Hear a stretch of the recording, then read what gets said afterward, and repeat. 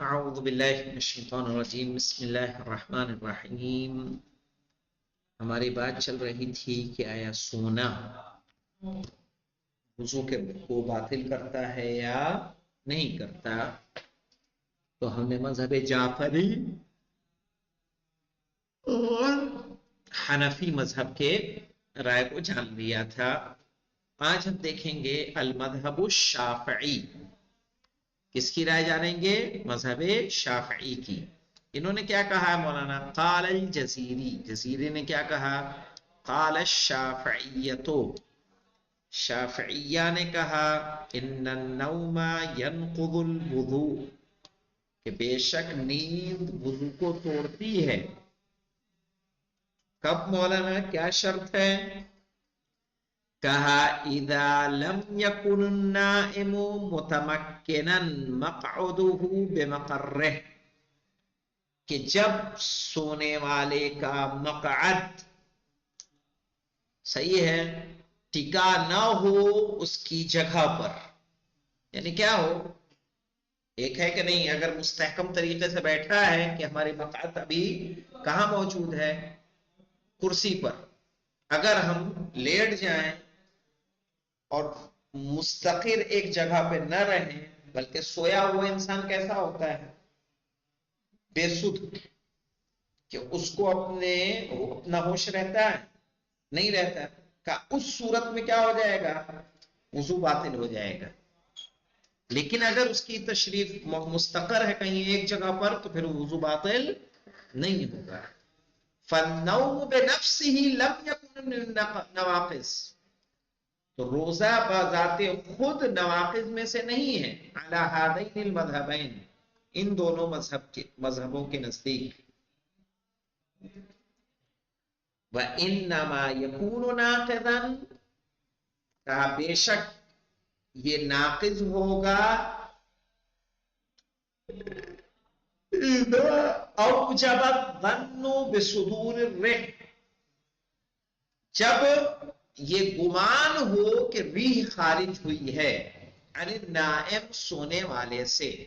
اگر اس طرح کا کوئی گمان ہوگا تو وہ ریح کے خارج ہونے کی وجہ سے وضو باطل ہوگا، سونے کی وجہ سے وضو باطل نہیں ہوگا۔ اور اس صورت میں مولانا جو انہوں نے بات کہی، اس صورت میں کیا ہے مولانا؟ الناقض عندئذ هو الریح المظنون، تو اس وقت جو چیز وضو کو باطل کر رہی ہے وہ کیا ہے مولانا؟ وہ ریح جس پر گمان جا رہا ہے۔ صحیح ہے، ریح کے گمان، ریح کے خارج ہونے کا گمان کیا کر رہا ہے؟ وضو کو باطل کر رہا ہے، نہ کہ سونا اس کو باطل کر رہا ہے۔ یعنی سوئے ہوئے سے اگر ریح کے خارج ہونے کا گمان ہو تو وضو باطل ہے، ریح کے خارج ہونے کا گمان نہ ہو تو وضو باطل نہیں ہے۔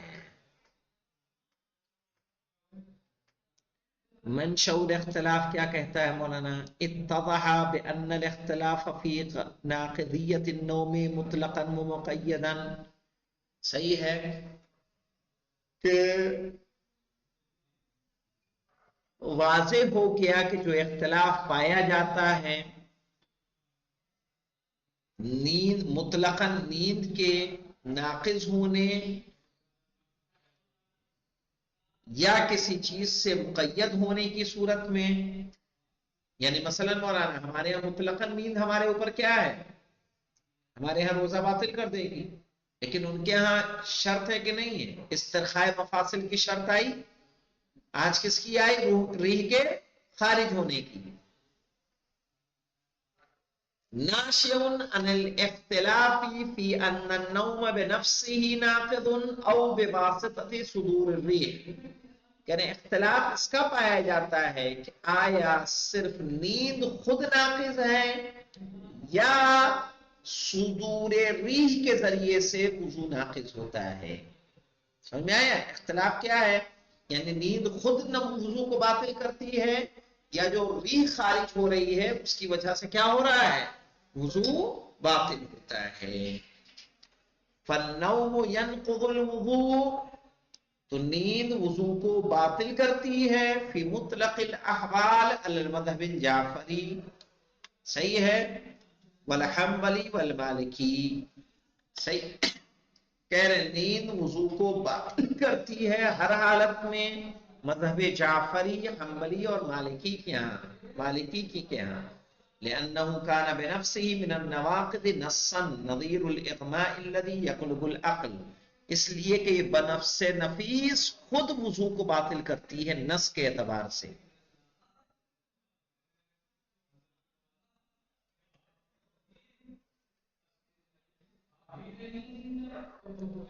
اور یہ کس کے مثل ہے مولانا؟ نظیر الاغماء، بے ہوشی کی مثل ہے۔ اغما کہتے ہیں بے ہوشی کو، الذی یغلب العقل، کہ جو عقل پر غالب آ جاتی ہے، پھر انسان اپنی عقل سے کوئی کام نہیں کر سکتا ہے نا مولانا۔ بے ہوش انسان کو اگر آپ اٹھائیں گے، اس کے پیر کو اٹھائیں، اس کے ہاتھ کو اٹھائیں، تو آپ اٹھا سکتے ہیں یا اپنے ارادے سے وہ اپنے پیر کو رکھ سکتا ہے؟ کیسے رکھ؟ بے ہوش انسان، ہاں بے ہوش ہے، نہیں رکھ سکتا۔ کیوں؟ کیونکہ اس کی عقل ابھی کام نہیں کر رہی ہے، اس کی عقل پر کیا آ گیا ہے؟ غالب آ گیا ہے۔ وعلیہ، اور اس بنیاد پر یمکننا ان نقول، ہمارے لیے کہنا ممکن ہے، ان المناط هو زوال العقل لا صدور الریح، کہ اصل جو ہے عقل کا زائل ہونا ہے، نہ کہ ریح کا خارج ہونا۔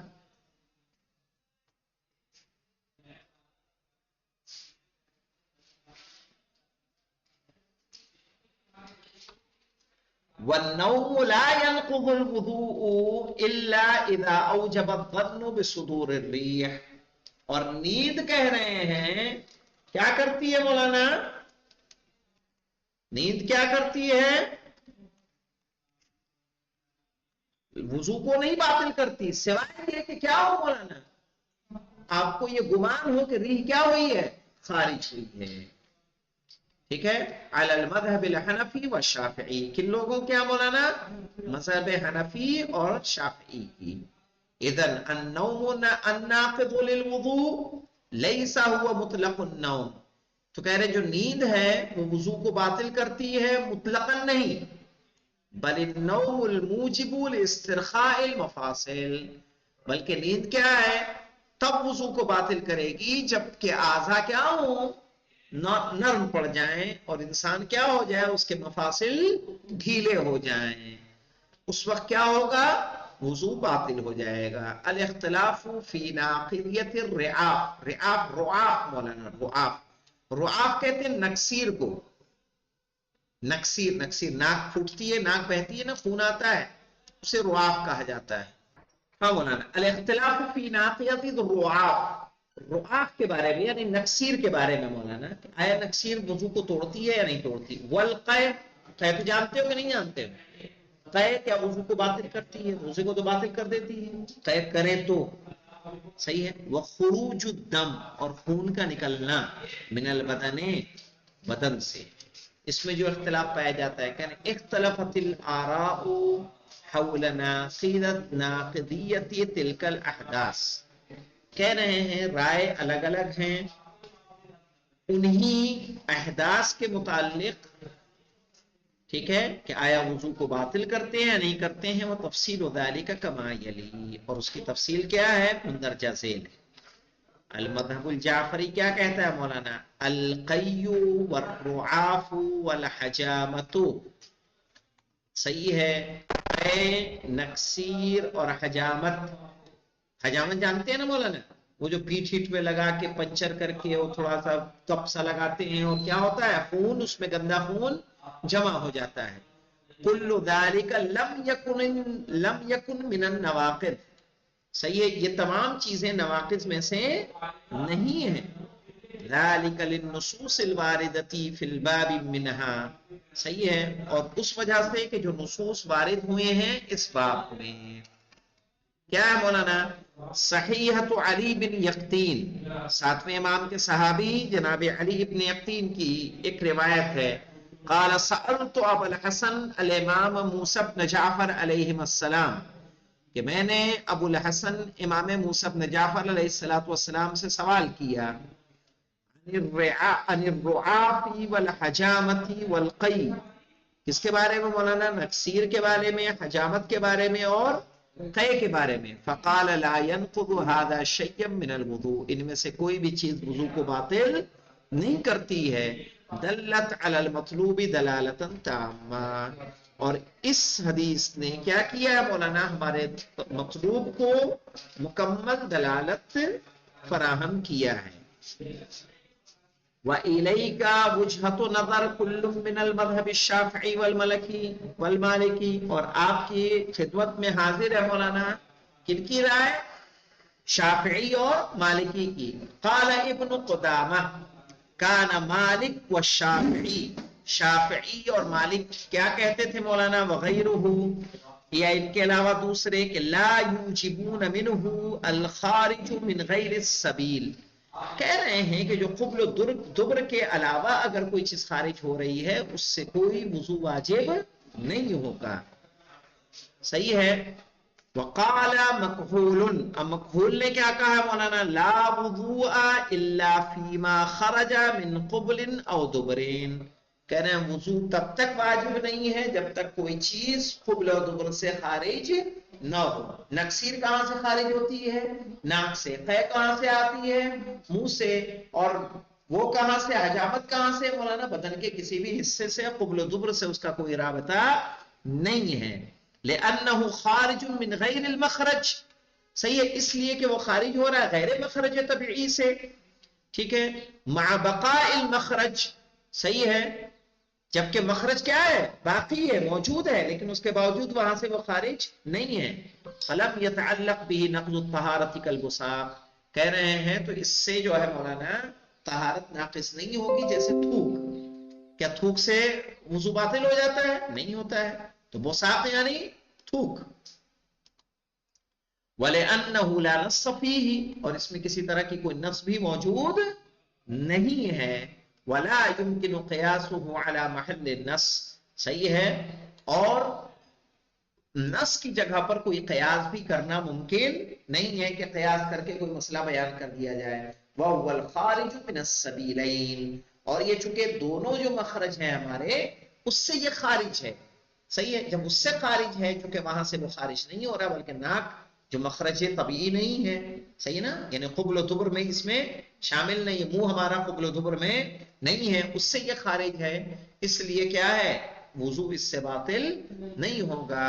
اب رہا المذہب الحنبلی، انشاءاللہ اسے کل جانیں گے. والحمدللہ رب العالمین.